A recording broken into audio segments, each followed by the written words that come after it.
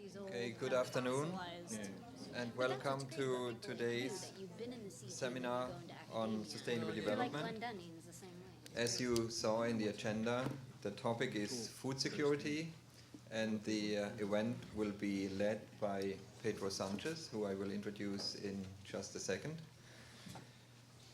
What we try to do with these seminars is to address topics of immediate relevance. So the first one was on Arctic sea ice, just as a time when we had reached a new minimum in the Arctic sea ice cover. And the food security one came up when earlier this year in the summer there was widespread drought, and there was quite a bit of reporting about the possible effects of this drought on crop yields. And then of course the idea was to have somebody like Pedro and his colleagues who are experts in this field give us an account at the end of the summer how that really played out. Did we have food shortages? Did we have, how did the crop yields really turn out? And so here we are, and Pedro and colleagues will tell us how things came out, how good or how bad. So Pedro will introduce the panelists, and I just will give you a short introduction of Pedro. You have on the back of the agenda the bio, so I will not read all of it, but just want to mention a few highlights of Pedro's bio. Pedro is the director of the Tropical Agriculture and Rural Environment Program at the Earth Institute at Columbia University. He has a very long career in agriculture. He was part of the Green Revolution. And he, among other things, I just wanted to mention three. He was the recipient of the World Food Prize. He won the so-called MacArthur Genius Award, and just this year he was elected to the National Academy of Sciences. So I would like to invite Pedro now to the podium to lead through the session and introduce his panelists.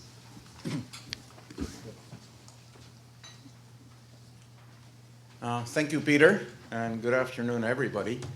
The four of us, we want to give you different dimensions of the food security issue. And we like to do it as quickly as possible so there's a maximum interaction with you folks. So I will introduce them as I'll ask him to speak. We're trying to kind of ban PowerPoints because I think many of us have had enough of that. But still, there will be some, but very, very few. And the idea is more word of mouth of what we talk about. So the format will be that I'll say a few things and on general issues and agriculture, and then Hope Michelson will talk about the economics of it, prices, etc. Jessica Fanso will talk about nutrition, and these are their respective specialties. And Peter Grace, visiting professor from Australia, will talk to us about climate change, the implications of all this to climate change. So let me start by saying, we want to define food security. I kind of do it my own way. To me, is access to enough food, that is quantity, mainly calories and proteins, and to nutritious food, which means the micronutrients, and access to that enough and nutritious food every day. Right now in 2012, we have a population a bit over 7 billion, of which 13% of them, or about 870 million people, are chronically undernourished. That means they don't have enough calories. It doesn't say a thing about protein or micronutrients, but on calories, they don't get enough calories to eat. You probably heard the number 1 billion people are hungry, especially after the price spikes of 2008 and more recently. That's not true. Now, better data shows that It's 870 million people, 13% of the world population. That's still a lot of people who are hungry and really live in very difficult circumstances. But in addition to that, there are 1.6 billion out of the 7 billion total who are overweight or obese. That's about almost a quarter of our world population, 23%. And this is funny. This is in rich countries like here. This is related mostly to poverty relative to the richness of the US and Europe and so on, and to low levels of education. That's where obesity and overweight predominates. In the developing world, it's just the opposite. The people who are getting to be obese or overweight are people who have increased their incomes. They're no longer poor, so they can eat a lot more, and they do to excesses. So the reasons are a little bit different. So 870 million undernourished, 1.6 billion overweight, and then 2 billion who are micronutrient deficient, and they don't know it, most of them. When we talk about micronutrients in nutrition, we're talking about vitamin A or its precursors, and we're talking about 3 elements: iron, zinc, and iodine. The patterns of the diets are changing. We are consuming more animal products, and the increase is even drastic. And even in the most, quote, advanced countries, like in the US and Europe, the increases continue to be very, very drastic in increasing the consumption of meat and milk and other animal products. That's sort of bad news. The good news is that fruit and vegetable consumption worldwide is increasing slightly, but it's not decreasing anymore. People are paying attention to foods of high nutritional value. So where are the hungry? There's some real progress going on here, and I'll cite you a few statistics. The worst case is sub-Saharan Africa, where the Green Revolution didn't take place. Now it's beginning to happen, where about 27% of the population of sub-Saharan Africa is hungry. And the number is 234 million, quarter of a billion. In 1990, there were 33% hungry. A third of them were hungry, so the proportion of hungry people have gone down from 33 to 27, which is great. But at that time, there was only 170 million hungry people because of population growth. So we still have more hungry people. In absolute terms, in relative terms, no. Asia, on the contrary, is a winner, both in terms of less people, less percentage of people hungry, and the numbers too. There's a dark spot there in southern Asia, primarily in India, Bangladesh, and Nepal, where there's still about more than a quarter of a billion people who are hungry. Latin America, it's really not a big issue. 49 million people hungry right now, 49 million people, but it's only 8% of the population, and it was about the same in 1990. And the rich countries, there's 16 million people hungry now, 1.4%, down from 20 in 1990. And you say, but wait a second, Pedro, what are you talking about? There's increase in hunger in this country. Yes, there is, and especially after the financial crisis. The thing is, how do you measure hunger? And in the case of the U.S., we basically measure it not as sophisticated calories and so on. We basically measure it by income.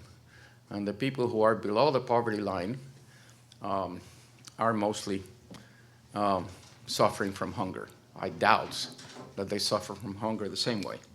But anyway, the poverty line here, the hunger line if you wish, about $24,000 a year for a family of 4, that translates into $20 a day. The poverty line by the UN in the rest of the world is about $2 a day. So what we call poor here, or hungry people here, and in similar countries than ours, is totally different thing from what happens with this statistics I showed you in Africa and Asia and so on. This is what we are right now. Even FAO, the Food and Agricultural Organization of the United Nations, they have an annual sort of state of food insecurity report in readable terms.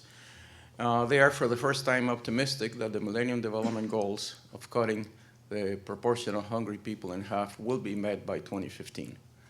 And I'm not sure I'm that optimistic, but certainly there's been a lot of progress. There are a lot less people, at least proportionally, less people hungry than we were before. There's been a lot of progress there.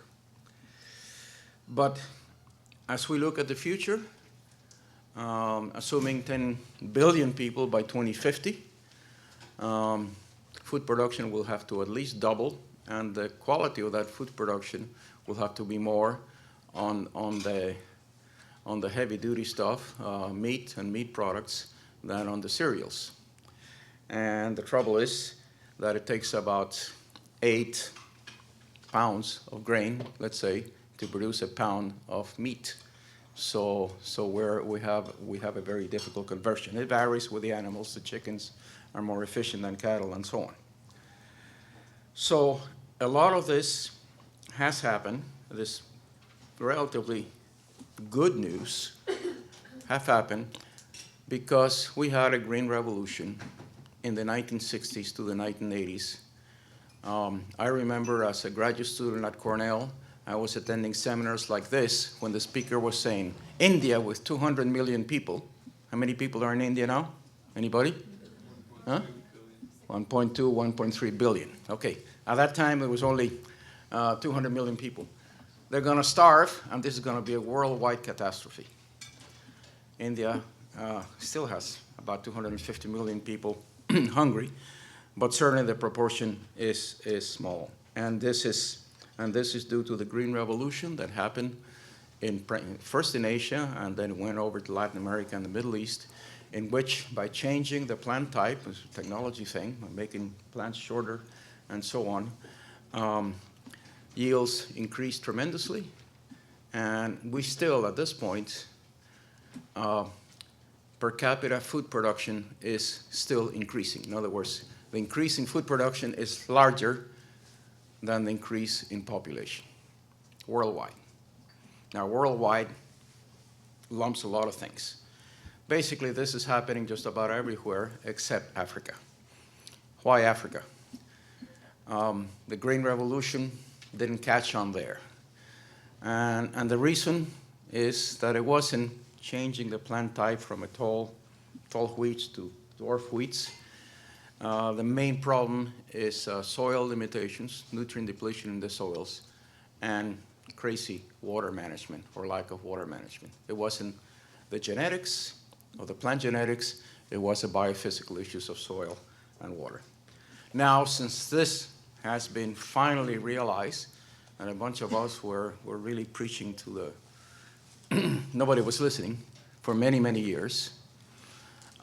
Now there is a Green Revolution actually formalized, called for by former Secretary General Kofi Annan in 2004.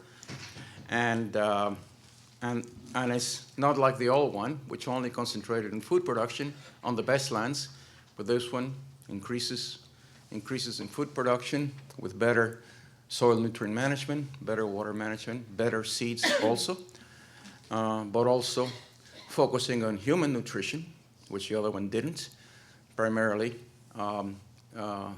young children and pregnant and lactating mothers, but also concern about the environment. When I was a graduate student in the Philippines, in the other Green Revolution, I never heard the word climate change, biodiversity, ecosystem service, resilience.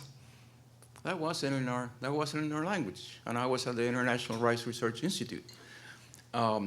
Just didn't know. Now we know differently. We also know the tremendous importance of policy, enabling policies, driving this thing. It's not only technology, but it's the interplay between technology and policy. So are we going to make it by 2050 with 10 billion people, 3 billion more than we have right now? There are different opinions.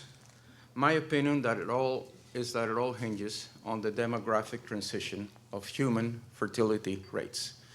Human fertility is the number of children per mother on the average. And it's now averaging about 2.5 or so, which is a little bit higher than the replacement level, which is not 2 for some reason, it's 2.1, but don't worry about that. But in sub-Saharan Africa, it's still about 6, and it's beginning to go down.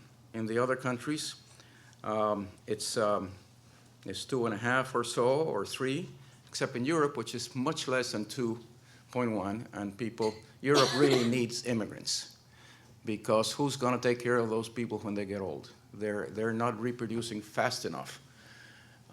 Here in this country, we're fortunate that we have a lot of immigration, and that's keeping our population rates at a reasonable level. Not excessive, but at a reasonable level.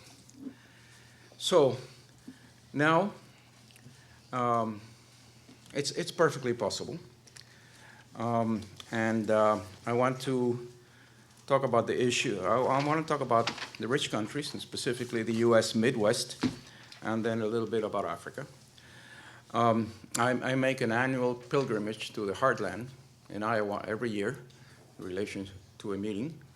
And so I keep my ear to the ground. So this time was harvest time, about 3 weeks ago, after this tremendous drought. And this is what people who know told me. I don't think this has been written down yet. I haven't seen it in print. But what they told me was, in 1988, there was a similar drought that affected the Midwest. And the yields of the 2 main crops, corn and soybeans, decreased by 50%. It was a tremendous drop. In 2012, there was a similar drought, and the yields decreased only by 20%. A huge change. Yeah, there was a yield decrease. Yes, there was a production decrease, but it wasn't catastrophic, like losing half your production. And the reason for that is better technology, including GMOs, conservation tillage, stronger varieties, better food chain, and in other words, the drought has been successful. You said, should we do irrigation? Well, we should realize that only about 10% of the cropland in the US and Europe is irrigated. 90% of the land in the most developed countries depends on rainfall. So with climate change, we're going to have probably more of this. But the point is now that there's been a real adaptation going on. And we're talking not we, but the people who are doing the research in the Midwest, in Iowa, and Nebraska, and so on. The average cereal yield for the world, for the developed world, is 10 tons per hectare, or 160 bushels to the acres, those of you who think in these terms. They're shooting at 16 tons now per hectare of corn, with 1/3 less nitrogen, with 1/3 less water, and with 1/3 less diesel fuel. This is a kind of efficiency that's going to be transformative. Whether they get it or not, we shall see. But I'm seeing some of the things that happen, the precision agriculture and so on. I think it's certainly perfectly possible. Still, we have tremendous structural problems here. The farms are too large.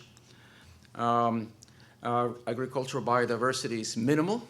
You have soybeans from one road to the next one, and hardly anything. The trees are out, the barns are out, the cattle is someplace else, and everything is getting to a point, I think, that it just doesn't make sense, my personal opinion.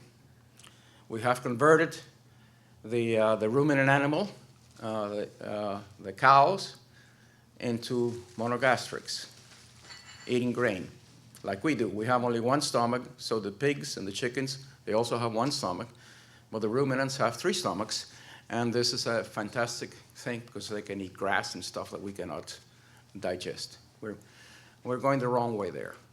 But if you look at the economics of all this stuff, you can't fight it. You can fight it on the grounds of just this is wrong. The economics are very much in favor. And the climate change situation, well, Peter will deal with that. The other thing that's very important is to realize now that the organic farming movement, which keeps increasing, a major study has shown that it's producing 25% less yield than so-called conventional agriculture that brings both inorganic fertilizers and manures and so on. So that's a big number, 25% less. It's fine if you're an organic farmer and you'll sell your crops at a premium price. But when the financial problems hit you, the first thing that goes out of the shopping list is organic for most people. So it's part of the mix. There's a big tent here of different ways of agriculture. And I'm not saying one is better than another one, but I'm giving you a fact here that if you think we can go organic 100%, we're going to have to clear most of the forests and savannas that are left and doing calculable damage to the environment. And it's also, talking to organic farmers, they have to work a lot harder, and there's a lot of paperwork to be certified. They're becoming accountants and bureaucrats. So it has its place, but it's certainly not the solution. Now, Africa, instead of having an average of 10 tons per hectare, we're talking about an average of 1 ton per hectare. So just at the very bottom. It seems the revolution, the new green revolution that Kofi Annan called for in 2004, it's beginning to pay off. And now farmers are doubling or tripling yields easily. It's no big deal agronomically, but it's a very big deal for those people who suddenly are certainly no need to be hungry anymore. That is using fertilizers, is using better varieties, intelligent water use, and most importantly, as far as I'm concerned, serious, committed political will and good governance. And that's happening in many African countries now. It's amazing. We only have 2 dictators left in 49 countries. There used to be most of them were a bunch of petty dictators who couldn't care less about the people. They don't care about that. There are only 2 left. So things are getting better there. The GDP now, GDP in Ethiopia is higher than that of China. The GDP of Uganda is higher than that of India. So we are seeing some major changes and a lot of money, which has been generated inside Africa. And I don't mean the oil exporting countries, but countries like Ethiopia, Kenya, Uganda, and so on.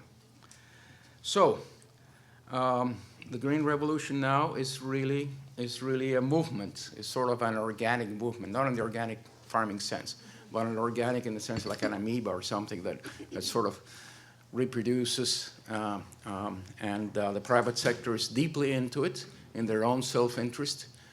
And I'm frankly optimistic that things will happen for the better. And maybe in a couple of decades, when we say, well, remember when Africa was a problem in terms of food production and so on. It's not easy, and it's a very fragile situation, but hopefully it will happen. So that's what I want to give you in terms of an introduction. And I think I've taken more than 5 minutes, too. But then I would like to ask Dr. Hope Michelson to go on. She's a postdoctoral fellow in agricultural economics at TROPAG, and has a PhD degree from a pretty good place called Cornell University, and quite a bit of experience. So hope without any more ado.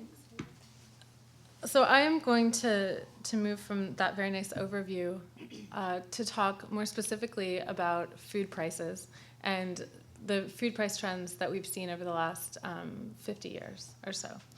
And the reason for that focus is that the change in food prices is one of the most important determinants of the changes in the real incomes and in the welfare of the poor in the world. So these periods of rapid increase in the prices of staple grains especially affect the food security of the poor, both poor countries and also poor people within those poor countries. And it's important to think about this very carefully because the right policies can help ensure that fewer people are affected by future crises, and they can lessen the long-term effects of these short-term fluctuations, which I'll talk about, that result from these price increases. And they'll lessen the effects that those fluctuations can have on future productivity and future food security of those populations. So I'm going to use the next 8-ish minutes to make 3 primary points. I'm going to talk about the 3 major food price crises that we've seen over the last 50 years, very briefly. And then I'll discuss which countries and which households are affected generally by those kinds of fluctuations. And I'll introduce briefly the consequences of those kinds of food price increases for food security. And then I'll conclude with 2 questions about the ways the government can and should intervene in those kinds of markets.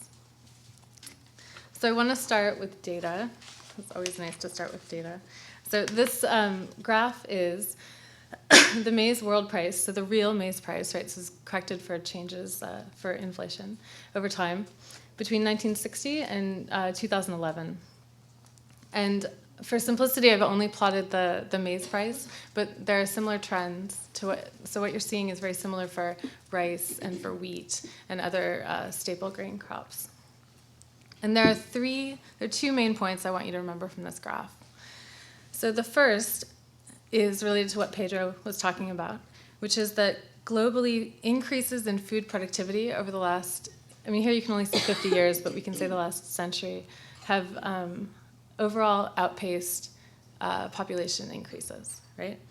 And the way that manifests, or what you see here, is this decreasing trend, except for this big spike in the 70s that we'll talk about, between 1960 and the late 1980s, right? So you see that trend down in the real price of food. And then there was this period of stagnation, essentially, between the late 1980s and then the recent food price crises, right? So you see this decreasing trend for the most part, and then the sort of stabilization of the price. So the second thing then that I want to point out and that I want to talk about very briefly are these three periods of rapid price increases for food. And an enormous amount of work has been done and is being done about the causes of these different crises. So I'm not going to get into that very much. If people have questions about that, we can talk about it during the questions. But I'll just mention briefly what some of those causes are, because they're related to some of the other topics that we're going to talk about. So the first price increase is this one in 1972, and it lasted between 1972 and roughly 1974. It's in 1974 that they started seeing the decreases. The European thing. And that's been attributed to a severe weather shock to global grain production. So there's a big drought in the summer of 1972. And that was propagated by global financial turmoil, by global financial turmoil, by the OPEC oil embargo, and then by different policies by the United States and the Soviet Union and other countries to respond to those dynamics. And it got bigger and sort of worse over those 3 years. And then what you should see is the most recent ones, right? So there was this big one in 2007 and 2008, and then another one in 2010. And so what were those? So starting in mid-2005 and lasting through about the middle of 2008, there were these big increases in wheat, rice, maize, and soybean prices. And those prices doubled within the scope of 2 or 3 years. And in some cases more than doubled. Then there was a drop, right, during the global financial crisis. So all commodities went down during that period for the most part. And then an increase again, starting in the summer of 2010 and then lasting through about February of 2011. And this is where there's still a lot of work and a lot of debate about what was going on, and we're not out of that yet, right? So this is from, that last point is incomplete for 2011, and that's why it's so high. It's actually gone down a bit since then, but it definitely hasn't returned to its pre-crisis level, right? So there's a lot of ongoing research about what's going on if we're in a new regime for food prices. So I'll just mention a few of the causes that are currently being researched, and some consensus is coalescing around some of these. So one of them that you're probably familiar with is increased biofuels production, right? And so in the years leading up to 2007 and 2008, a third of US corn was going to the production of biofuels. So the 3 or 4 years before that, increasing amounts of maize was moving into that market. And then increased oil and staple grain demand was related to big economic growth in lower developing countries and middle income countries over this period. And those two factors contributed to declining grain stocks. So then when there were some production fluctuations in 2006, then they seem to have been propagated by export controls by countries that panicked because stocks were quite low, and then also speculation once the crisis started. And there's a lot of research going on about how speculation relates to some of these bubbles, which is pretty interesting. So, okay, so we have these three bubbles. We have these three spikes. So the question, which is relevant to what we're talking about today, is how does this, who's impacted by these kinds of fluctuations, right? So how does this matter for food security? And so that's important to think about in two levels. And the first is at the level of countries, right? So not all countries are affected equally, which you should be familiar with. And so graphs like this, whenever you see a graph like this about the world price, this is disguising an enormous amount of variation at the country level and at the regional level, right? So what influences how a country is affected and how the people within a country are affected are two primary factors. And the first is how much a country depends on food imports to meet their grain demand.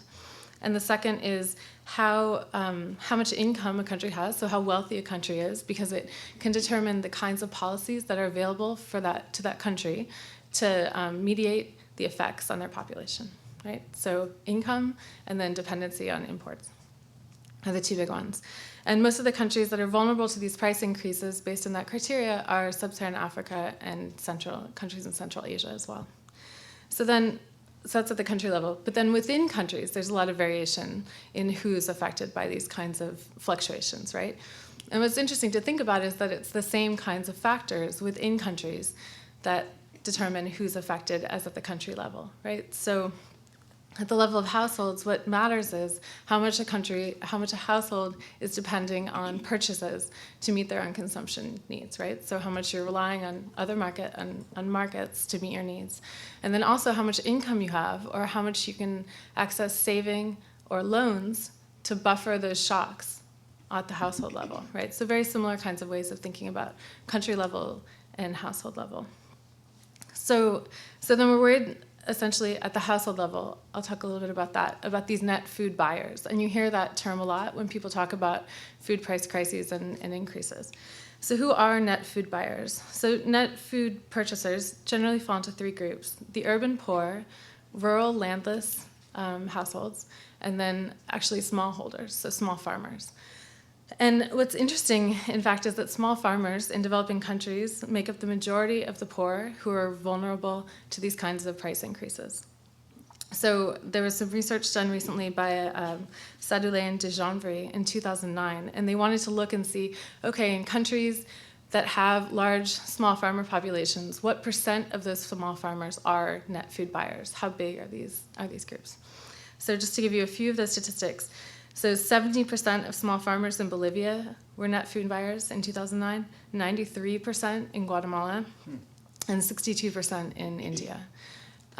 So these are big populations, and they're big populations of farmers. Because one argument that you hear a lot when these debates take place about the consequences of these fluctuations is, hey, this is great for farmers, right? These farmers are getting really high prices now. This could be really good. But you have to think about how much farmers are relying on markets, not just for selling, but also for purchasing their food. And also, just to give you a sense of the magnitude of what we're talking about, this is not generally a trivial share of a household's expenditure. So households that are net buyers in these countries spend a significant amount of their income on food. So to give you a comparison for that, in the United States, households spend about 6% of their income on food which is consumed within the home.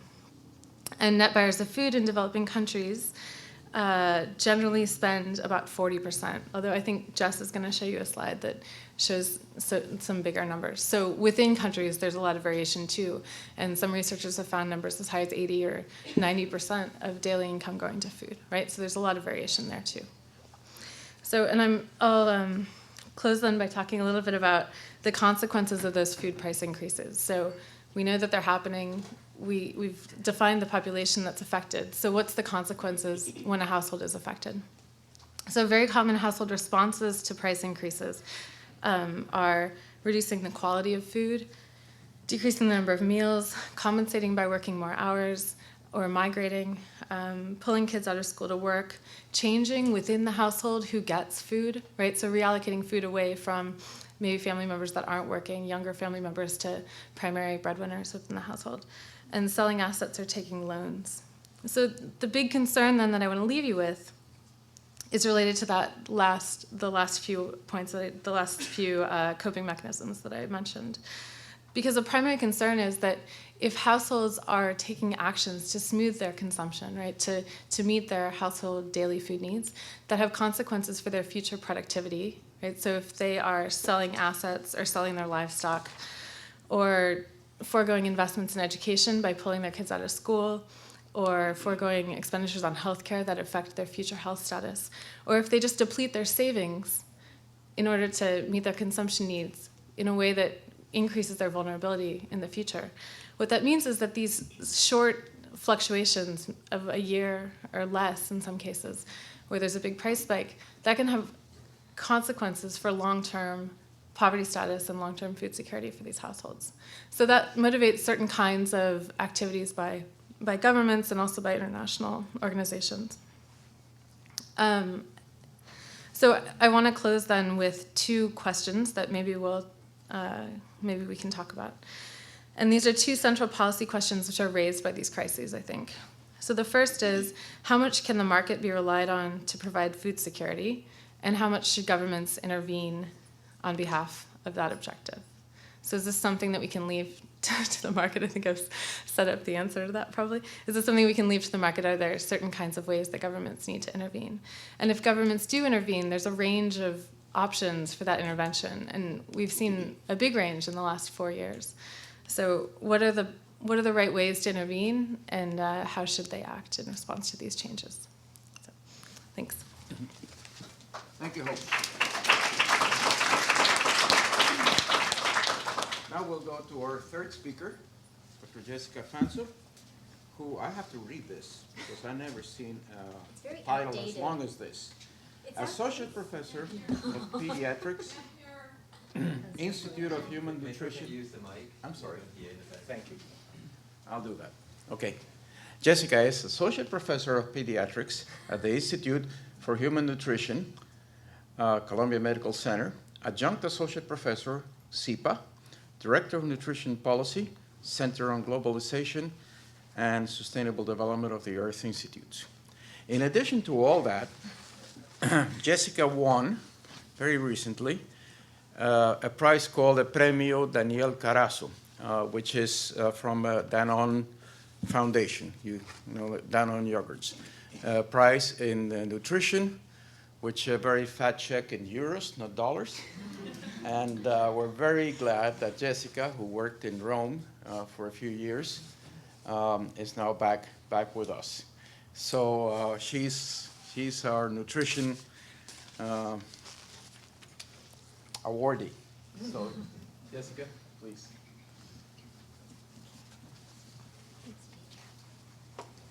Good afternoon, everybody. It's really a pleasure to be back at Columbia. I've been in, as Pedro said, I've been in Rome in the CGIAR system, and then the World Food Program and the United Nations. and it's a real pleasure to be back at Columbia. I guess I couldn't stay away for too long. So, so I am going to give you, hopefully, even briefer presentation on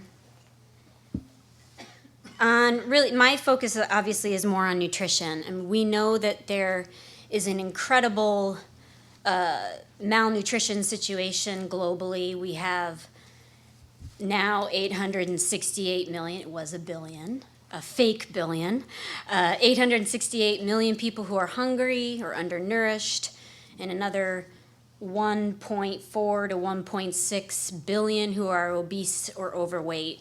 And I recently heard someone comment at a seminar, well, if you have 1 billion who are hungry and about 1 billion who are overweight and overnourished, there's another 5 billion. So we're doing okay if they're pretty healthy. But I think we know that that's not really the situation. That we know that our food system is broken. But we also understand that on the over and undernutrition side, we're really talking about one global issue. And my friend Ellen Gustafson from the 30 Project talks about that a lot. We really are talking about one issue that involves our agriculture system and the way food is produced, processed, distributed, and consumed. Our world is very food insecure. Pedro talked a bit about the pillars, availability, access, and utilization. Nutrition often focuses on all three, but some of the biggest issues that we have right now are access, access to high quality, nutritious foods. There's a real lack of equity in access. And utilization, which no one really understands, is the third pillar of food security, which is how are nutrients absorbed in the body. We know that there's environmental issues, sanitation and hygiene that impact utilization, as well as infectious disease burden and other things. So who is at risk of malnutrition, particularly what I focus on more, which is undernutrition? We know that women and children are the most vulnerable. On the overnutrition side, we're all vulnerable. One thing that we do know is that agriculture has a huge role to play in this situation. But agriculture, for the most part, has forgotten about nutrition. They focused on productivity, income generation, and now there's a real dialogue to try to integrate agriculture nutrition. I'll talk about that a little bit more at the end about solutions. On the other side of undernutrition, we're talking about non-communicable diseases and the role that obesity plays in the risk of non-communicable diseases. We know that the agriculture system plays an important role in that. We have a simplified agriculture system, what Pedro is talking about with monocrops. There's not a lot of diversification. I used to work at Bioversity in Rome, where our focus is on biodiversity, which is rapidly dwindling around the world. We have industry that is a huge contender to play with or to play against, that we have to start thinking about unified solutions with them. And as well as consumer behavior and consumer choice and taste. These are huge issues on the overnutrition side that don't have such simple answers. But to focus on hopes and to build on what she was saying, the access issue with nutrition is huge. And we know that the poor particularly spend much of their income on food. And you can see this graph here of different countries. This comes from FAO's SOFI report last year. You can see that in Bangladesh, almost 70% of the poor spend their income on food, whereas in Ghana it's even higher, Pakistan, Tajikistan, Vietnam. This is an incredible amount of your income being spent on food. And this is a slide showing that before a food price crisis, you can see the distribution of how a poor household will spend their income on staples, non-staple food, animal and fish, and then non-foods. After a food price crisis, you can see that much more is spent on staples to fill the belly, to fill the hunger pangs. And what this slide shows is that there's an important role and justification to fortify staple crops. And this is a slide coming from Harvest Plus, looking at biofortification like orange flesh sweet potato or fortifying rice, fortifying maize. It shows that if people are going to spend more on these staple crops, which are largely not very nutritious, that we should fortify those crops. But beyond just spending money on food and looking at food, what about a nutritious diet? And this is looking at the cost of diets. If you look at the lighter gray bar, that is the cost of a nutritious diet per day in Ethiopia. And the darker gray is the income per day. So most of these countries that are in the developing world cannot afford their basic nutritious diet per day.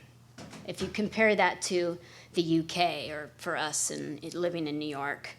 So not only are they spending more on food, more on staple foods, but they actually cannot even afford a basic nutritious diet.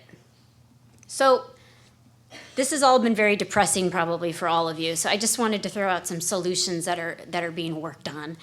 So one thing that a lot of us in nutrition are focusing on is the 1,000 days. It's the window of opportunity from -9 to 24 months of age of a child's life. This is the time to intervene. This is the time to not only improve nutrition, reduce stunting, which is short for your age, but also deficient in cognitive capacity. And this is largely irreversible after 2 to 3 years of life. So the time to act and to really improve nutrition is in that window. It also improves your chances of being less at risk for non-communicable diseases later in life. A child who's of low birth weight and is stunted has an increased risk of being fat and dying of heart disease by the time they're 45. And you're seeing these trends in Africa. Some of the presidents of Africa are dying in their 50s. Why? Another big push right now is looking at nutrition through value chains, trying to integrate agriculture and nutrition.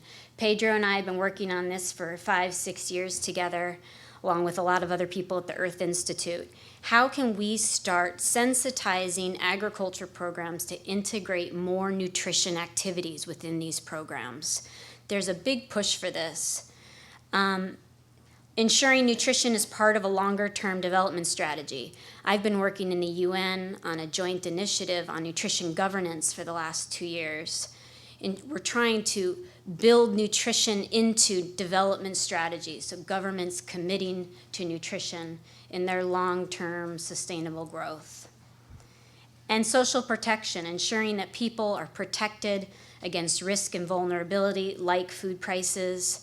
We're seeing projects in Mexico and Brazil, the Zero Hunger, that have been incredibly powerful in helping people mitigate risk with just a little bit of cash or a little bit of a food or a voucher or some kind of social safety net. One thing I wanted to just close on is there's now the Scaling Up Nutrition movement. I don't know if any of you have heard about it. It's called SUN. This is being led by the UN. David Nabarro, who's on the high-level task force for food security that was developed during the first food price crisis. He's leading this initiative, and he's calling for countries to commit to reducing stunting and scaling up nutrition efforts in their countries over the next 2 to 5 years. And there's now 30 countries who've joined the SUN movement, and this is at the highest political level that they must join. And there's a high-level task force that's been formed of about 20 prime ministers. And it's really in a scale-up movement now. And it's exciting because nutrition's always been kind of sidelined. And agriculture's always been more of the focus. But now nutrition is really coming into view and light. But we need to start thinking about how does nutrition play in issues such as food production, agriculture. How can we improve nutrition during food price crises that or not a crisis anymore, maybe something that's here to stay. So this Sun movement is something that has become very important, not only for countries, but it's also calling for academic institutions, NGOs, the UN, to come together and help support these countries and provide backstopping for them to scale up nutrition. And I think it's really the first time that we're seeing something very tangible move around nutrition. But it's mainly focusing on the undernutrition side. One thing that's really not being completely focused on is the overnutrition and the non-communicable disease side. And this is going to be a massive issue all over the world. We're seeing obesity rates in rural Tanzania. So hopefully with the Sun movement, they'll take on the non-communicable disease side as well. But I think it's the first time we've really seen a grand solution towards nutrition and a real commitment. So if any of you are interested in finding out more about the Sun, they have a website, but I can also give you contacts if you want to get more involved, because there's a very large network that's forming in the movement. So, and they want academia particularly to get more involved because they're not so involved right now. So, thank you.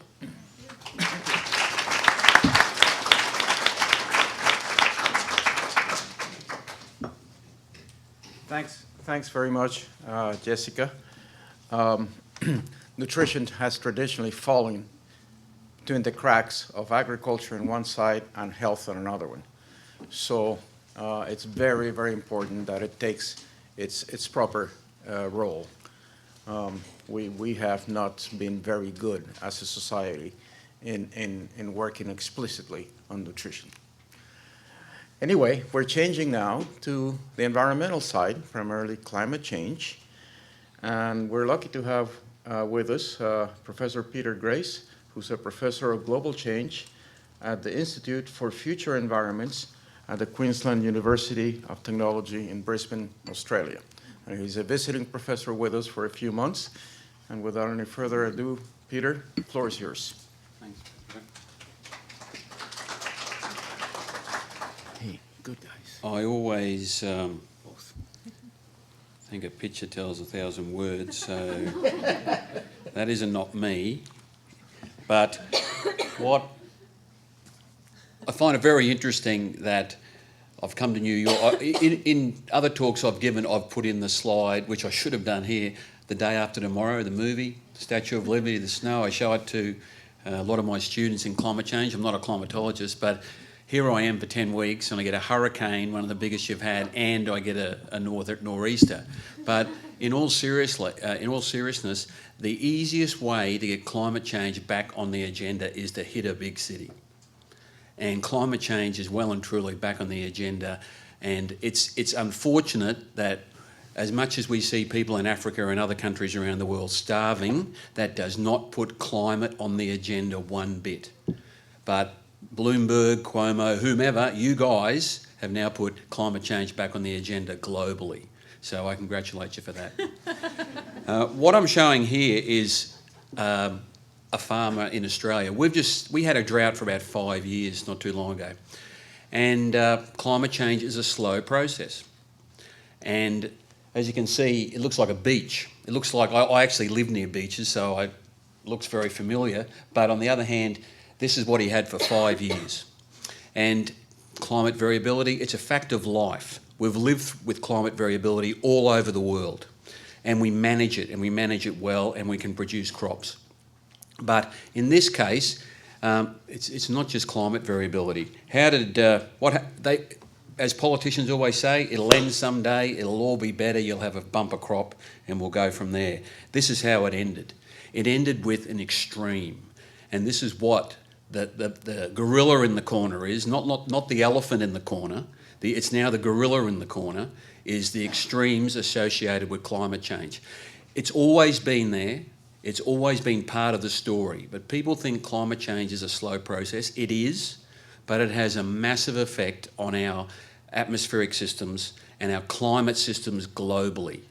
And I firmly believe, even though, and I'm not a climate change skeptic, but I can tell you I'm not a climate change believer 100%, but I can tell you there is very much something happening.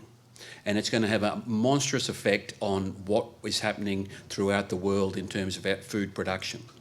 And this is what worries me, is that we can manage our systems, we can put in place the best nutrition, we can put in place the best people, but how do we control the climate? We can't do that. We can impact on it, but it's a long-term process. Now, this, there are many of these, and they're shown all over the world. And I do computer modelling, and a lot of people do, and those numbers, I could put up anything there sometimes. But the key, though, which is the trend, which is definite, is this decline in productivity in the most vulnerable parts of the world. And if you look there, Africa stands out like a sore thumb. There is no doubt in the world, all the good things we're doing, we're going to have a problem. This is 2080, and the way these models work, though, is that we do take a few shortcuts, or people do. They tend to say, okay, let's take the conditions we have today and let's just superimpose what's going to happen in 2080. That's not what you have to do. What you have to also take into account, and I'm going to go back, you've got to take into account what has happened historically and what those soils have, what's happened to them. When a person takes the grain away, they leave material sometimes. They use it for fuel in some countries. That material is critical in building nutritious soils that will then drive this and climate-proof a lot of these systems. So whilst we're talking about nutrition and food, absolutely top-notch, but below it are our soils. And there's a bit of a catch cry at the moment around the world, coming out of some parts, and Pedro is associated with it in a way, and it's called soil security. It's not just food security. If you can't grow the soils, you can't grow crops in a pot. You can't do that. You might see that in the movies and that. People grow marijuana in a pot, but you can't grow enough for the world to be fed in a pot. You've got to grow it here. So that's all I'd like to say. Climate change is a real thing. It has an enormous impact, and it's not just this slow bleed. It is this extremes that we will encounter in future. Thanks. Thank you, Peter. And I think you're the only one who really spoke for 5 minutes. The rest of us, being tried and true academics, exceeded that. But anyway, instead of having a chat between each other here, I would like to jump into asking the audience to get engaged. And what I'd like you to do, there's Pamela back there with a microphone, is if you have a question, raise your hand. There's several already raised. Raise it higher, other. And we'll take about 3 or 4 questions, depending on how huge they are. You may address it to one of the panelists, or we'll figure it out from there. But let's have a give and take for the next hour. Thanks, Pedro. I have a question probably for Hope. Subsidies. I don't know to what extent this is true today, but certainly in the past, both the EU and the US had very large subsidies. Farms were offered high prices, higher than market prices. And my first question related to that is, to what extent is what you've shown us, this time series, reflecting that, or could it influence that? And is removing subsidies a good thing or a bad thing for people in poor countries? Okay, good. Let's take a second question. Yes. Our conversations per se pertaining to climate change seems to always revolve on the issue of atmospheric toxins. But I don't hear much about the testing of water or soil. Is that an active conversation universally? Okay. Let's have another one on this side. Yes, ma'am. And if you could tell your names and who you are, that would even be better. Hello, my name is Crystal Lehman. I have a question in regards to the correlation between climate change and food security. For those impoverished countries, what do you think is the best thing they can do now Is it adaptation? Is it something, governmental regulations? Something that's actually pragmatic for them to do. Okay, let's take one more.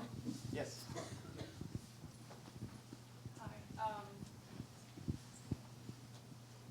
Hi, my name is Vivian. I'm a fourth-year PhD student in ecology, and my question is, what do you think the impacts of declining biodiversity will be on food production? Thank you. Okay, let's hold on here, and I'm going to ask Hope, obviously, to take the first question. That's a good one. So I think it's a complex question, and I think it requires probably a more complex answer than I'm going to be able to give you, but I can give you some sort of thoughts on that. So subsidies are still very high in the United States and in Europe. And I mean, they're negotiating the U.S. Farm Bill now, right? That's one of the things that was tabled by Congress, and those still include massive subsidies for U.S. Producers. So it comes, I think, the way to think about those subsidies and to think about the effects of those subsidies comes back to the distinction I was making between net food buyers and net food sellers. Because what do those subsidies do? There's different kinds of subsidies, but the subsidies that I think you're thinking about, because there's some subsidies that pay farmers to not grow crops, right? And the increasing prevalence of those kinds of subsidies are one reason that people have speculated that there was a stagnation in productivity previous to the 2007 crisis. So more and more land was both being devoted to biofuels and then also being taken out of production in the States and elsewhere. But the other kind of subsidy are subsidies to producers that depress the world price of food, right? I mean, they make maize cheaper. So if you're a small farmer in the developing world and you're a net food buyer, that's making food more affordable for you.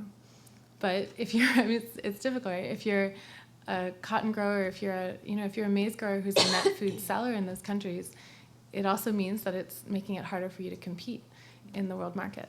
So again, it comes down to this distinction between how, what kind of presence you have in the market. Yeah. So should they be removed? It's a hard question. Yes, I think they should. I think on the balance, crops in the U.S. and EU are over subsidied to the degree, some crops to a degree that make it difficult for small farmers in the developing world to compete.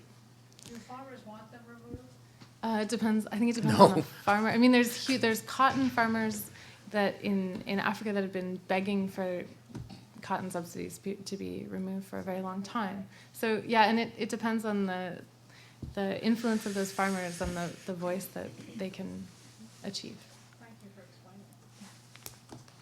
Okay, let me make a comment here on subsidies, because I've been heavily involved in this thing. Subsidies, thank you, Pamela. Subsidies are intended to be and should be a kickstart thing, something to get things going where you need some help, okay?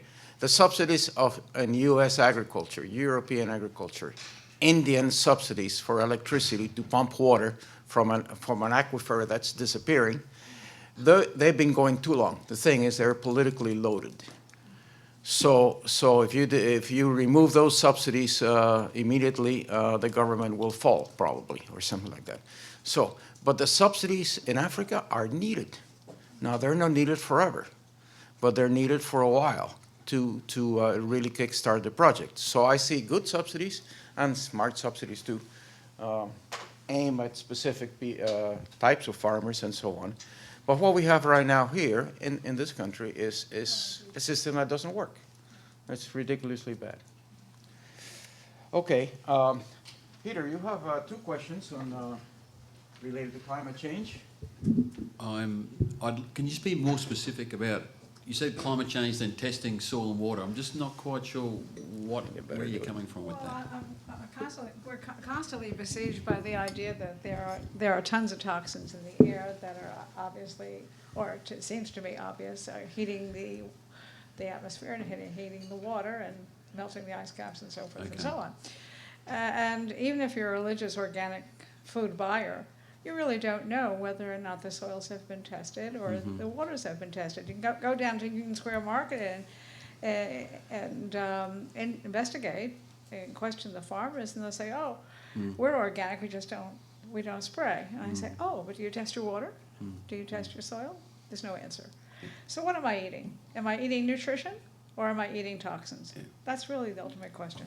Okay, with respect to that, I have no doubt every country is different, but my experiences in the United States, it's very state-based legislation when it comes to what is in various food, in waters, but 90, I would say 95% or 99% are strictly regulated, and what you're seeing though is something, don't forget, they are given limits, and people will push it to the limit, but unless there's testing going on, and it's mandatory testing or legislated testing, then yes, you can only get people to do what they're actually forced to do. Excuse me for submitting the fact that, for example, in the Fukushima incident released strontium-90 in cesium. It took 4 months to reach the California coast. How many people do you find, even in academia, talking about that?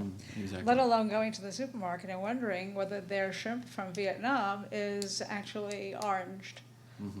You know, Exactly. and these are things that we really need to speak to. If we don't speak to them, if we don't cause a buzz, we're going to be consuming toxins ad infinitum. Totally agree. I just think it's climate. There are relationships in all of these things in terms of the legislation. There has to be a movement behind it to move it forward. With very little regulation as it is right now. Agree. Yeah. Agree. There's been an election last week. We hope that, and, you know, And may change some of that. Get rid of the EPA. And they don't much like the FDA either. Well, let's not talk about the second election. There was a second Do you want me question. to What have should I'll have countries do? with respect to correlation between climate change and food security, I think you will find at the moment there is a strong correlation between climate variability Yeah. and food security. There is no doubt over the years there is a lot of data on that.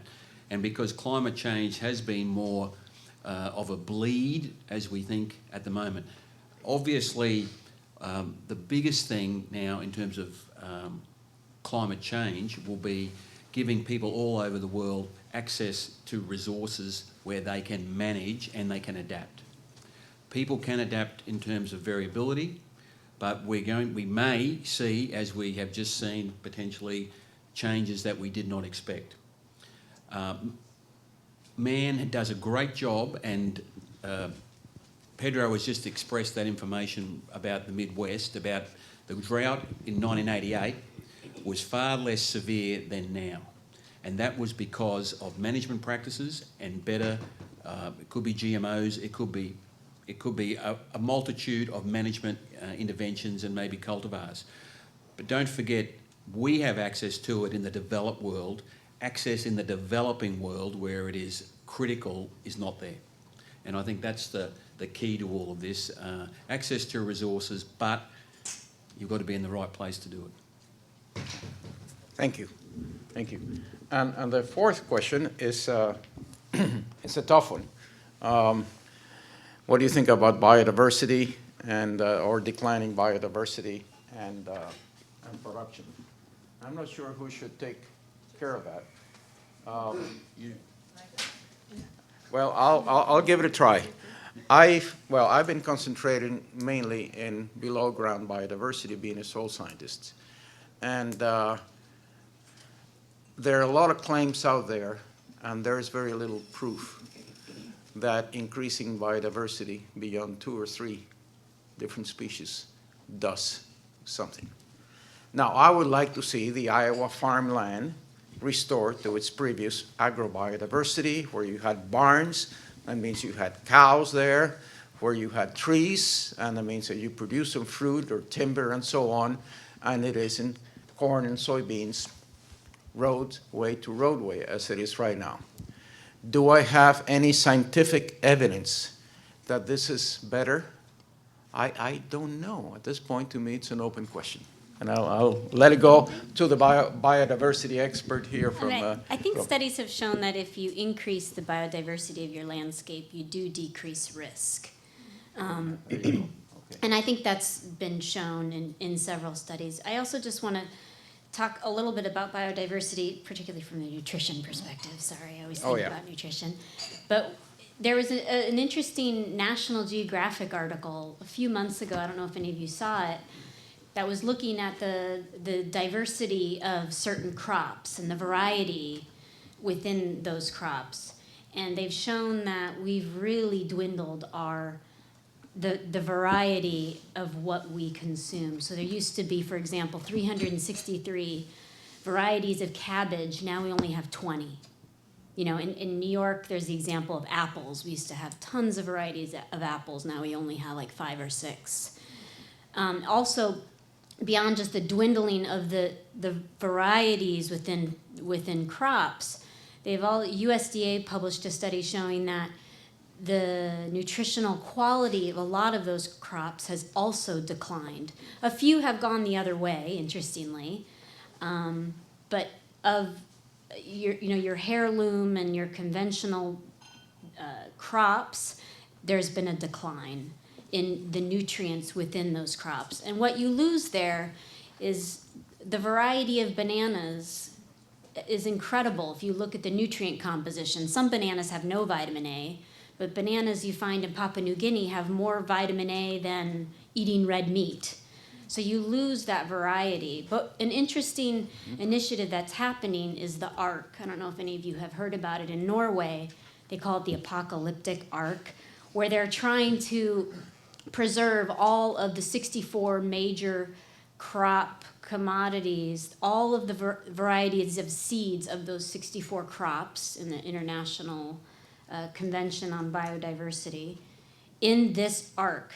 And they're doing it systematically, and so they're pulling seeds from all of the seed banks in St. Petersburg, at the Vavilov Institute, which is sort of the mother of all seed banks, all over the world, and they're trying to get these into the arc to try to preserve some of the variety and biodiversity that's dwindling so quickly. And it's an interesting case of this group, a very small group. It's the Crop Trust that's doing this work.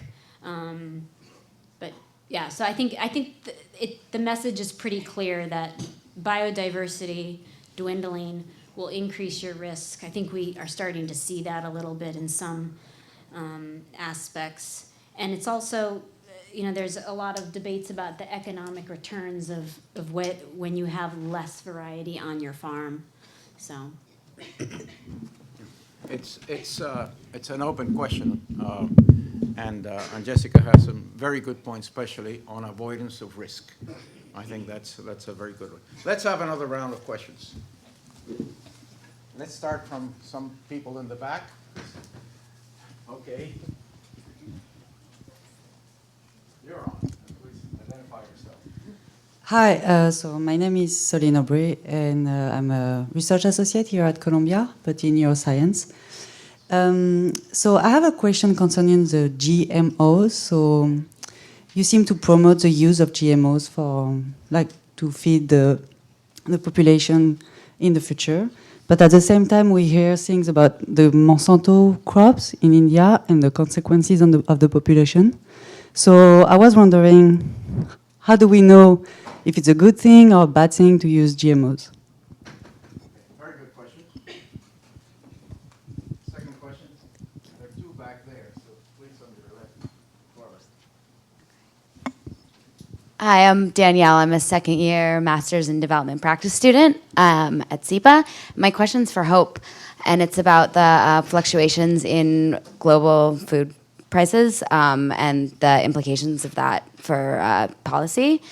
I'm wondering how much those fluctuations reflect trends in international trade law and changes in trade regime.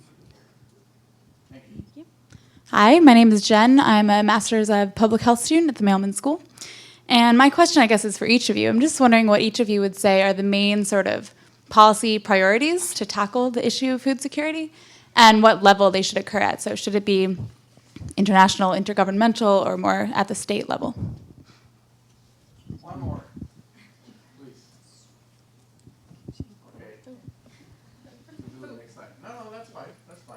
No, go ahead. Okay, sure. Actually, the question that you just asked made me come up with mine. So there are a number of new ways of thinking about food security, new kind of partnerships, public-private partnerships that not only are at the national level, but sometimes at the sub-national level, or involving private companies to a large extent. So most recently in May, I think at the G8, a bunch of companies, they pledged 3 trillion to invest for an initiative in Africa. My question is, how can we make sense to use these initiatives in an impactful way and to replicate learnings from all these emerging initiatives, which I would classify as like non-traditional ways of thinking about food security? Okay. Thanks very much. We have 4 questions. I'm going to start out on the GMOs. And sorry, I keep not. I'm used to having this portable things that go with me. But anyway, yes, I am positive on GMOs, and so are more scientists. Why? Because first, the difference between GMOs and other kinds of genetic variability that we have in all biology is this one is done by people inserting genes, while inserting genes have happened in nature since time immemorial.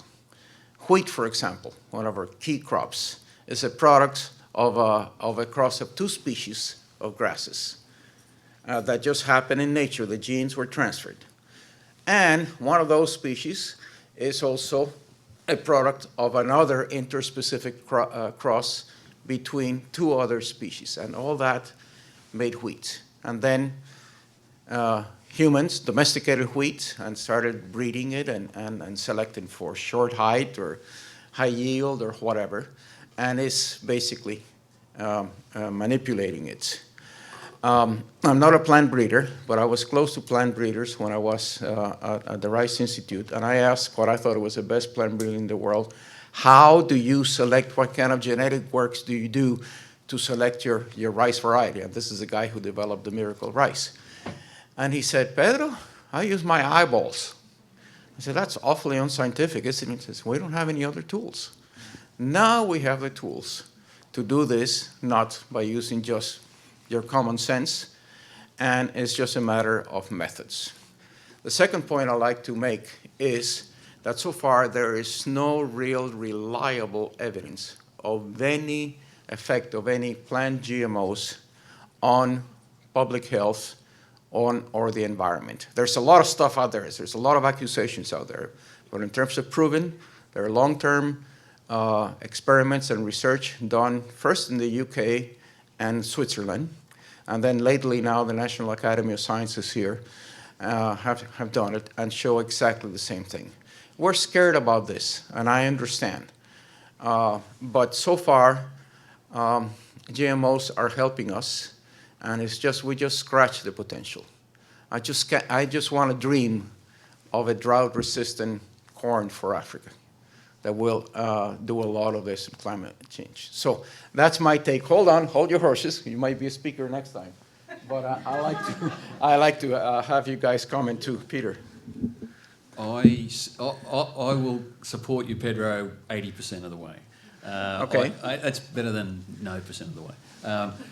I agree with Pedro. He said, look, it is the key to success. It will revolutionise food security, and it will speed up what happens. On the other hand, I don't believe that there are enough holistic there's not been enough holistic work done in terms of impact on soil organisms and carryover effects. That's the only thing. And I do believe that whilst there are large multinationals that are investing an enormous amount of money in it and they're doing great work, there is a little bit of a drought in terms of the academics who will get into it, because they don't want to say, the objectivity can be a little bit biased. I'm not, you know what I mean? There's a bit of subjectivity coming. But I agree entirely. It is the way to go, and it has to be the way to go. Yeah, Jessica. From a nutrition and consumption side, I do think it's important to label food packages, and I was a little bit flabbergasted that it didn't pass in California. I think whether or not the long-term health consequences is still unclear and is being debated, and in numerous studies, methodologies were not sound. I still think that people, if they can put a label on it, then people can make the choice themselves of whether or not they want to consume GMOs. So that's my take on it. Hope. Yeah, there's two. I mean, I think I'm still learning a lot about GMOs, and I think that the evidence is still emerging about some of the environmental and health effects of those technologies. So two things though that do give me pause, that maybe there are clever policies that could change this, but in the way that, at least in the Midwest, farmers have been planting Roundup Ready is not the way that they were supposed to be planting it, right? They're not alternating that crop with other crops, and so what we're seeing already is big pest resistance already showing up. So it's been an amazing technology. It's actually decreased the amount and the level of toxicity of pesticides that people are using. That's really good. But we're already seeing limits to that technology because it's being implemented by farmers sort of to the maximum in a way that it wasn't intended to be. So that's a concern, I think. The other thing that makes me nervous about those technologies, given the work I've done in the developing world, is the way that, and I worked on I studied a Monsanto technology that was being introduced in Mexico. And it wasn't GMO, it was hybrid corn. But, and so I talked to people a lot down there about it. But it's the consolidation of that technology among a few corporations that makes me a little bit nervous too. The R&D costs are so high that they can't be matched, or they're not being matched by governments. And so what you have is a real centralization of the development and property rights of that technology in a few corporations. And I think that's something that we just need to think about the consequences of that. That's all. So that's apart from health and other. I think what you're seeing here is this is a very, very powerful technology.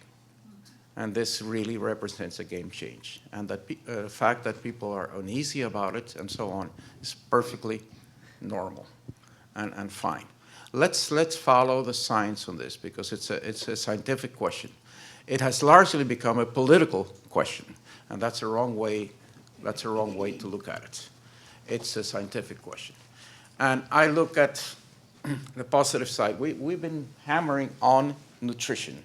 If there is a message out of this table today, is that nutrition is extremely important, and particularly micronutrient nutrition.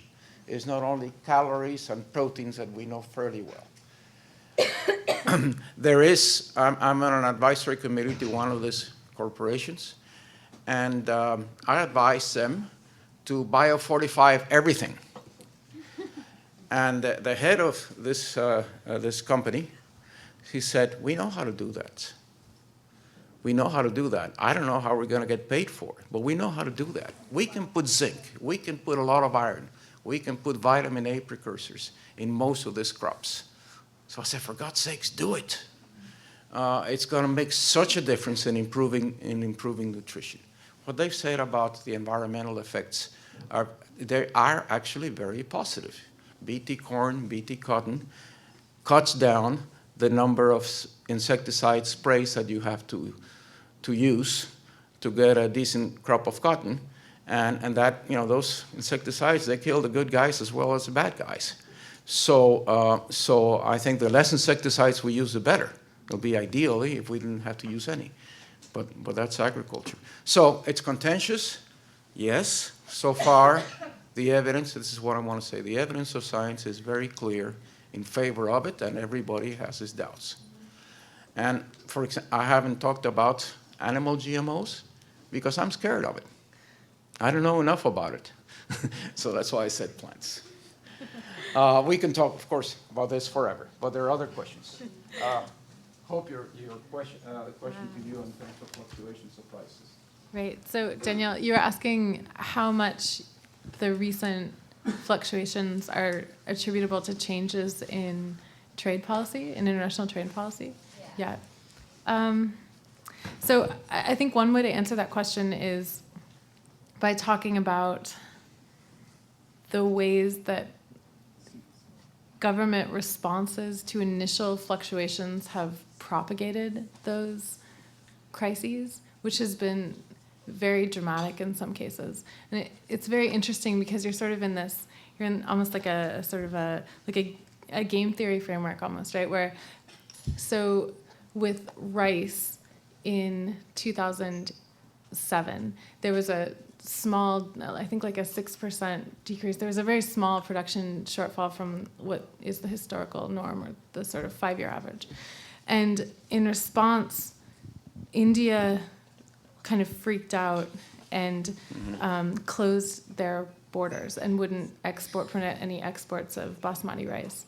And they're a really big exporter of basmati rice, and so what you got was both the effects of closing those borders and then also the sort of effects of people taking that action as a signal that something was really wrong. And then sort of a snowball effect where other countries were publicly discussing the possibility of closing their borders for exports. And then you got, I mean, rice is the crop that exploded the most in terms of its price. And it's a very thin market. I think only 6% of the rice in the world is actually traded on overseas markets. So the way that, it's a very interesting problem, right? So then there were sort of negotiations and discussions about whether or not those kinds of activities or those kinds of reactions by governments should be banned.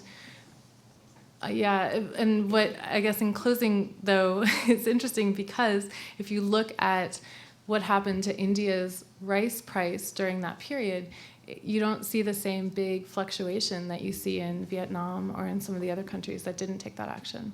So as a country, you're sort of sitting there waiting and trying to figure out, if you have enough rice and you're worried about this crisis, do you close your borders? Do you anticipate other people are going to close their borders and then close your borders? So it's a really interesting and hard problem. Yeah. Okay, thank you. The third question is probably the toughest we have been asked by Jane. Just what do we all think about our policy priorities? So I'll let my colleagues go first and I'll go last. Jessica, you want to go first? This is a lot of the work that I've been doing in the last 2 years. I think this is really the big push in nutrition right now, is to try to strengthen nutrition policies, integrate them into national development strategies, and ensuring that those policies translate into action plans that are owned by countries, that are funded at the country level, and that supporting that is to build governance.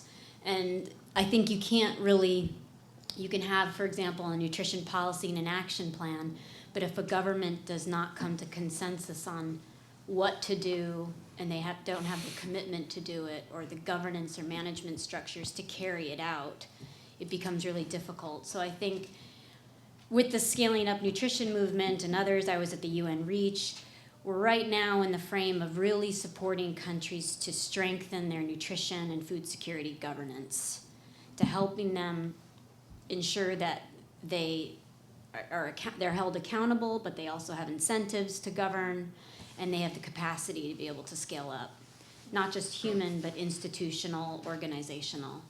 So these are really the big issues in nutrition right now. We understand the interventions, we understand what needs to be scaled, we generally know how to do it.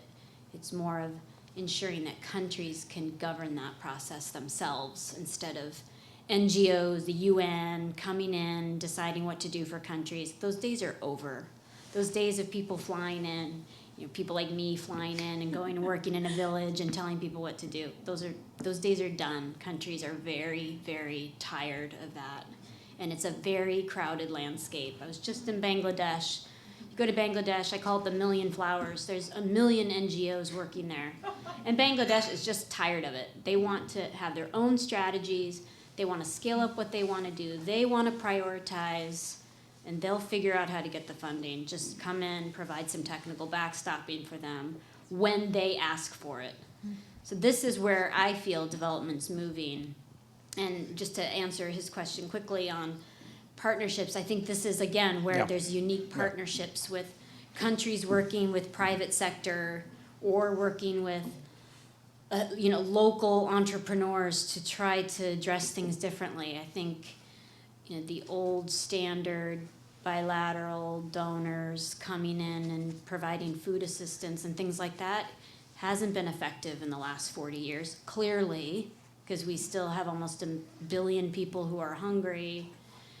So I think people are really starting to look at more of these public-private partnerships, and I think, one example is the UN World Food Program, which started a partnership, but interestingly with Pepsi, to try to work in Ethiopia in developing nutritious foods with local crops. So there's these kind of new initiatives that people are starting to reach out and look for. And Ethiopia, for example, not an easy country always to work in, has embraced this new kind of partnership.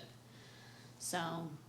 But those kinds of WFP activities are still very important for like crisis situations, right? I mean, we're talking about like chronic food insecurity versus crisis. But even they're changing their business. WFP has gone from being completely delivering food, subsidized food, usually coming from the United States, to now 60% is cash and voucher. And they can only do that by working through the private sector, working through cell phone companies, working through local agents who accept vouchers at kiosks to purchase food.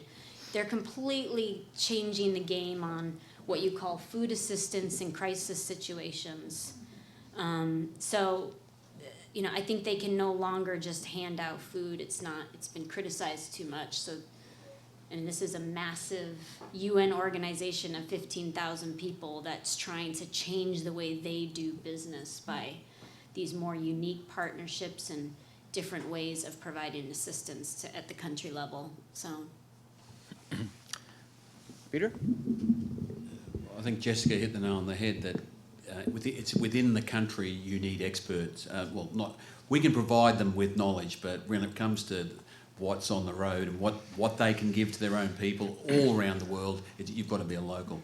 The other area and I'm showing my bias, but I think it is pretty critical. Again, look at that picture, soil. You can't grow crops on concrete. You can't grow them in water. They need something to grow in. And that soil has to have structure. The better those soils are, the less external inputs you need to put in, and those external inputs are expensive. So the whole issue of soil security should be linked with food security. So I think that's a policy initiative as well. And I think actually some of the work Pedro's involved with at the moment on this digital soil map will actually assist that.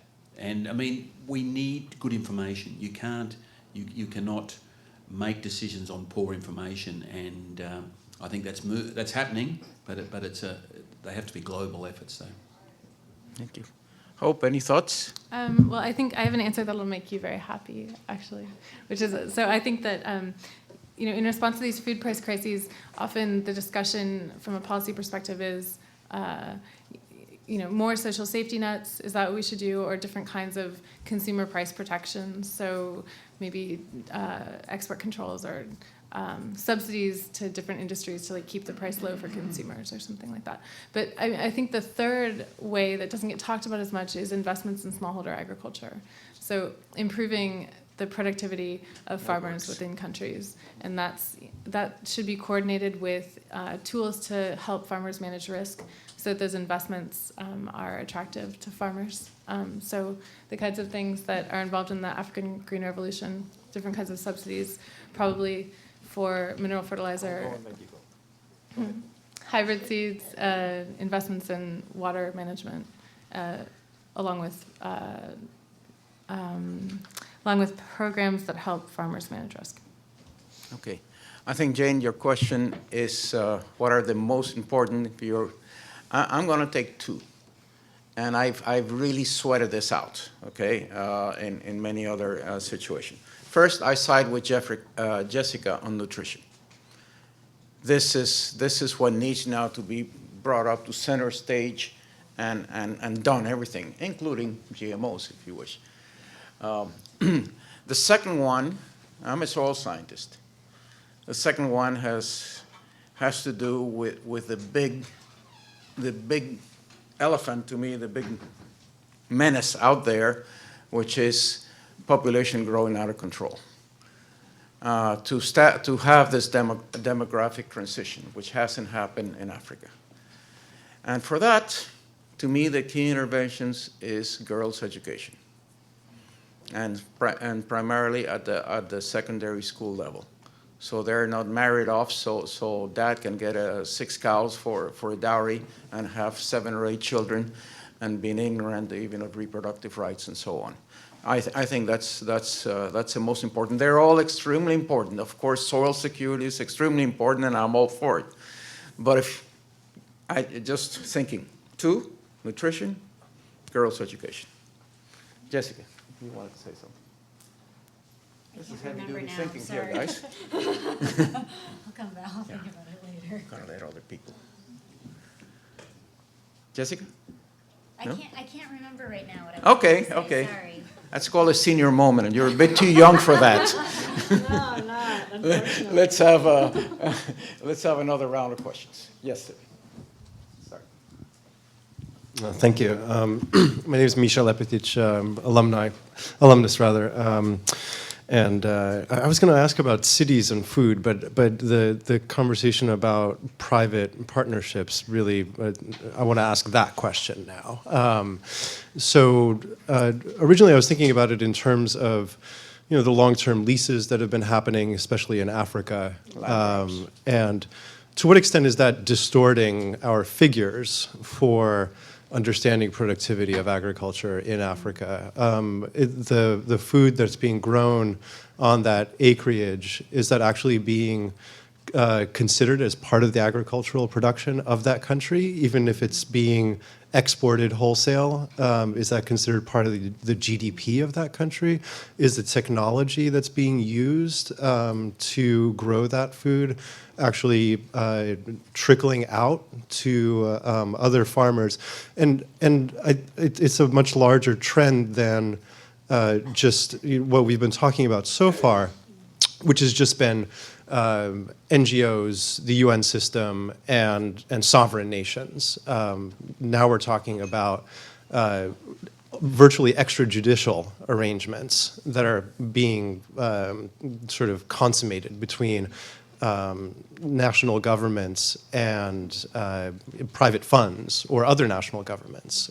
So I'm wondering, like, what in terms of Hope's question about, can the market actually address this? Well, the market is kind of addressing it. The market is saying, as of 7 or 8 years ago, they're saying we are going to take care of this because we're going to do this stuff that's totally outside of all of these structures that we're talking about. So that's the, I don't know to whom I would address the question, but that is the question.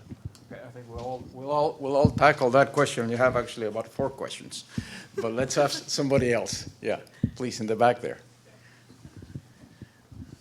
Hi, my name is Tali. I'm a recent graduate of the undergraduate major in sustainable development. My question is for Hope. When you talked about food security, especially for smallholders, you mentioned these kind of 2, what I almost see as opposing forces. On the one hand, the amount that they rely on importing or purchasing food, and on the other, their capital stock, kind of their safety cushion. And so what I'm wondering is what you see as the best strategy. If these 2 are kind of opposing, in the sense that if you look at, for instance, commodity or cash crop agriculture, the more they do that, in theory, the higher their safety cushion, but the more they're also relying on importing or purchasing foods.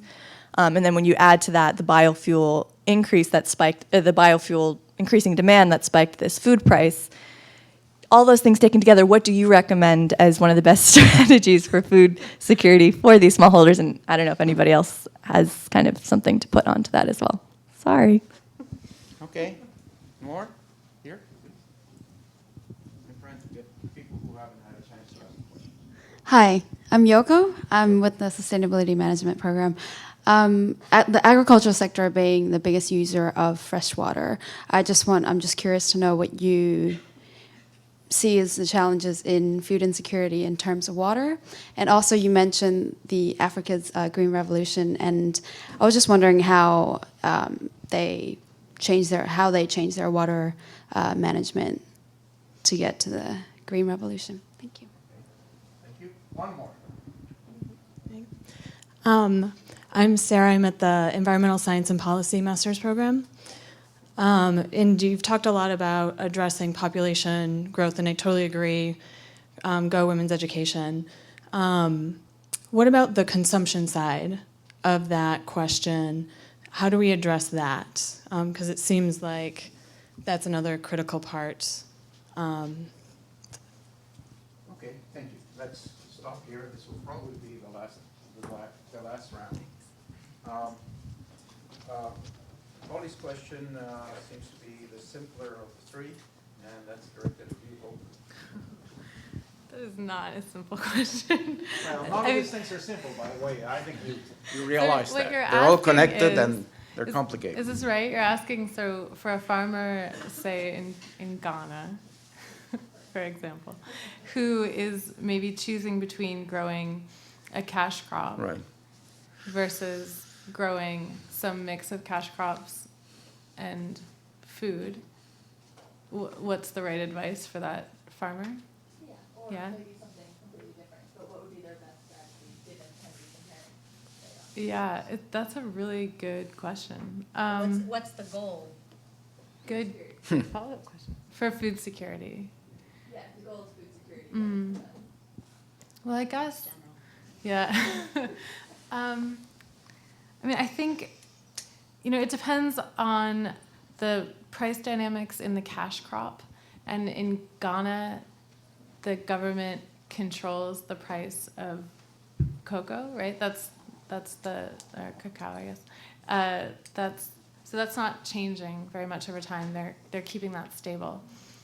And at the same time, fertilizer prices are going up a lot, and food prices are going up a lot, or have been. So it's a bit of a risky strategy, I think, to concentrate your production in one crop that has a stable price when your inputs, so your costs for producing that crop are going to go up, and then also your expenditures are going to go up. And that's a risky strategy. So I suppose what I would recommend is, some kind of diversification for those households in that circumstance. But I think what's important, and what I'm saying essentially is that, you have to think about the price dynamics of the cash crop, the price dynamics of the local food staple, and then also the kinds of inputs that are required for either one, and the dynamics of those input prices too. So, yeah. Mm-hmm. Okay. I think there's also a gender issue when it comes to this question. The man wants to have a cash crop and wants to have control of the money. The woman primarily wants to feed their children. And sometimes there are some incredible trade-offs within the family on this issue. I won't say any more, but the gender issue is blatant on these things. Michelle asked many questions related on private public partnership, land grabs, extrajudicial things, and can the market do it? Let me give it a crack and ask my colleagues to respond as well. There's been a real progress in private sector, public sector partnerships in the last 2 or 3 years, at least in Africa. They're getting to know each other. They mistrusted each other. The private sector is greedy, multinational, blah, blah, blah, blah, blah, blah. And the public sector, a bunch of bureaucrats who don't know what they're talking about, and so on. And now we're beginning to see real public-private sector partnerships going of different kinds, all sorts. And I think it's for the better.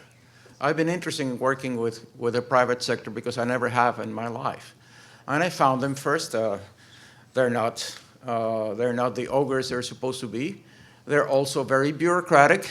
They also have problems making up their mind, and in a way, they're quite similar, but they have a different point of view. And it's, I think the private sector is going to drive it to a large extent, and I see this happening in Africa. You had a point, can the market take care of this? And I'll give you an anecdote. I was in Ethiopia with a World Bank official, and we were talking about subsidies and fertilizers. And he said, but this would distort the market. And I said, what market? there wasn't a fertilizer market there then. There wasn't a market. So sometimes this ideological things, you gotta be practical. On land grabs, it's very early to tell. I think the proper acquisition, let's not call it land grab, we need to have first the consent of the community, participation of the community. There's always somebody there. There's no such a thing as an empty land. And then a commitment from the government that I hope it stays and is not under the table. The judgment is out there. The question is maybe answered in a few years, but right now I don't have an answer.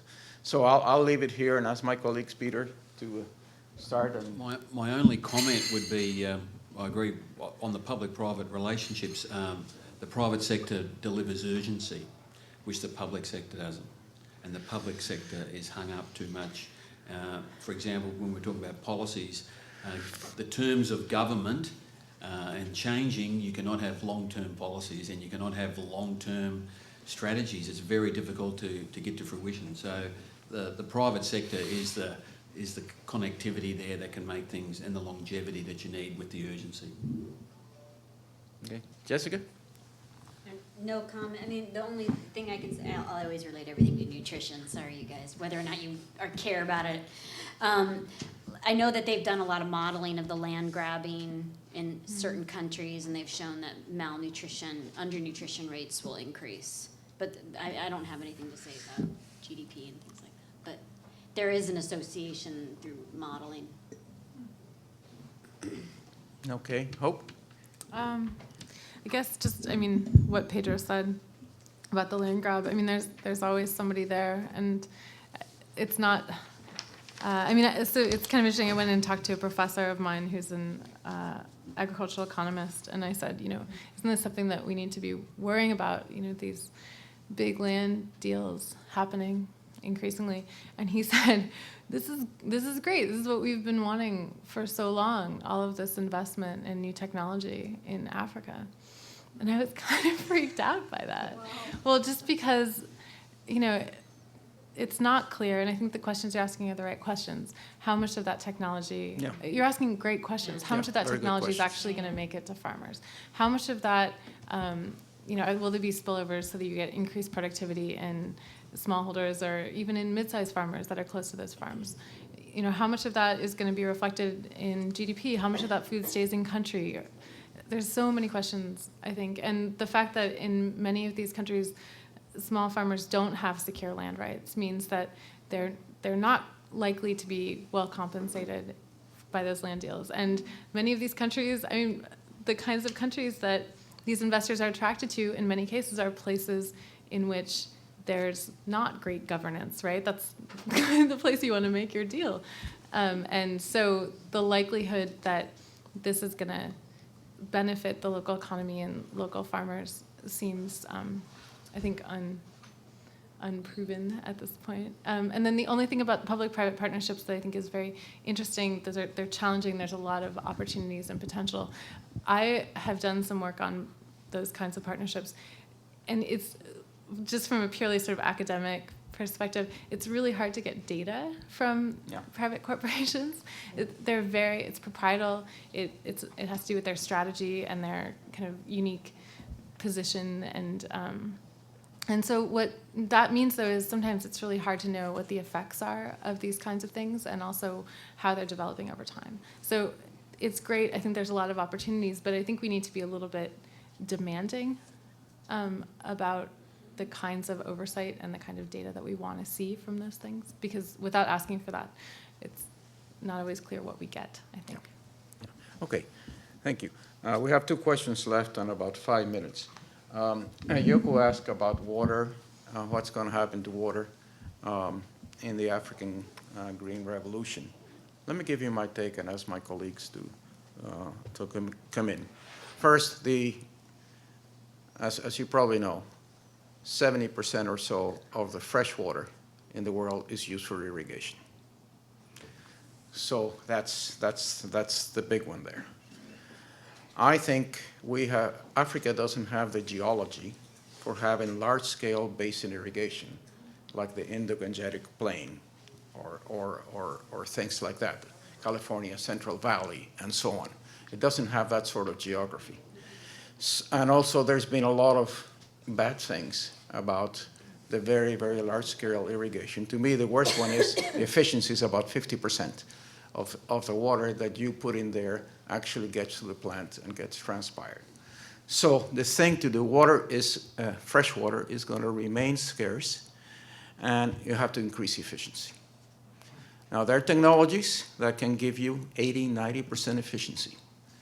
One of them is the center pivot systems that you see out in the West, and if you fly over, you see the circles around. And they're beginning to happen in poor countries as well. It's very efficient.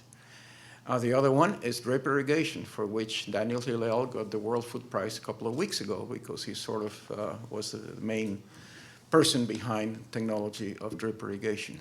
So I think we have to go that way. My experience in the Millennium Village tells me that you need several kinds of interventions, but they're all at small scale instead of large scale, because I think the issue is really efficiency of a very scarce resource. And I'll ask Peter or anybody else, any of you three who would like to comment on that. The other, well, what you're saying is correct. The other aspect is infrastructure and infrastructure costs. So a price, where there's a price on water, that's when people become more efficient in their use and invest. So, but you can't do that in all countries of the world. But from an economics point of view, profitability will drive the efficiencies with water. Okay, thanks. Jessica, Hope, on this one? You'll pass? Okay, then we'll ask you to tackle the last one from Sarah.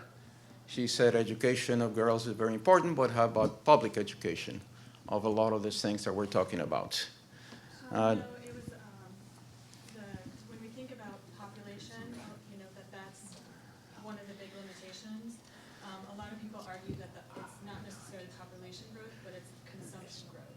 And so those are sort of two sides of one coin. And you've talked a lot about the population side. We're going to talk about the consumption. Okay. But still, the idea is that we need to be better educated, have better choices on the things we consume and the things that we should not consume, and so on, besides the demographic growth. Am I catching it now? I think it's more about what policies would be effective at helping us address, I'll speak as somebody who lives in the United States. Those of us who have means eat too much, and we eat too much stuff that takes too much land and water and energy to produce. And I think figuring out how to, and then as other countries gain wealth, they follow, right? So Very much so. We need to change that as well. Yeah. Jessica. On the consumption side, I think this is an area that's been chronically neglected within nutrition, understanding dietary diversity and consumption patterns and dietary patterns around the world. Is not well understood, not well measured, and there's very few indicators to measure that, as well as very few solid recommendations on how we will move forward towards what is now being called a sustainable diet. And so there's a lot of work happening right now. What is a sustainable diet? What is it made up of? What are the determinants and drivers of a sustainable diet? And what does it mean in the United States versus China versus, we'll use Ghana again. And there's a new push to try to, a definition came out. There's a lot of talk around definitions. We need to move beyond just semantics and definitions, but people always want definitions. But really to better understand how to measure diets and what kind of recommendations people can follow that are simple. But the consumption factor is huge. Meat that's consumed in United States, they consume 10 times more meat per week than what they consume in a middle-income country. So I think it's an area that, it's a great question. It's an area that's emerging as something that people are trying to focus on, but there's very little research, measures, indicators, or recommendations about what people should consume around the world. One thing we do know is that everyone is moving more towards what they call a diverse, simplified diet. You look at the back of a package and there's tons of ingredients, but everyone's kind of consuming the same thing. And that there's all of the traditional diets that we know are healthy, like the Mediterranean diet, the Okinawan diet, the Maasai diet, the Inuit diet, those are all disappearing. And so, how can we start garnering some of those traditional consumption patterns that people had while we move more and more and more towards globalization? So these are just huge questions that are still really unclear. Mm-hmm. So I don't have any answers. Well, I have an additional thing to add to what Jessica has, is the courage of some leaders to stand up and really do something. And I think my hero is a mayor of the city, Michael Bloomberg, who has very effectively cut down on cigarette smoking by certain hard-fought regulations, and now he's trying to cut down, and he will, I think, sugar in the soft drinks. So it takes also somebody with the courage of his or her convictions to do that, and that's a leadership that I think we need in a lot of places around the world. Stand up and say no to tobacco, no to too much sugar. We need some sugar for sure. So it's also the political leadership that I think it's so essential in having this transition to a sustainable diet. With that, I would like to close. It's just about 6 o'clock. I do want to thank the panel for what I think you found a very illuminating and hard-knocking conditions. I would like to thank the audience for asking some really tough questions. And this is a complicated business. Food is a complicated business. Agriculture is complicated, nutrition is complicated, climate change is complicated, and the economics. Whew. So we're dealing with complex issues, and that's what universities should be dealing with. There's a lot to learn, and I want to thank you very much for your participation. It has been excellent. Thank you very much for an opportunity.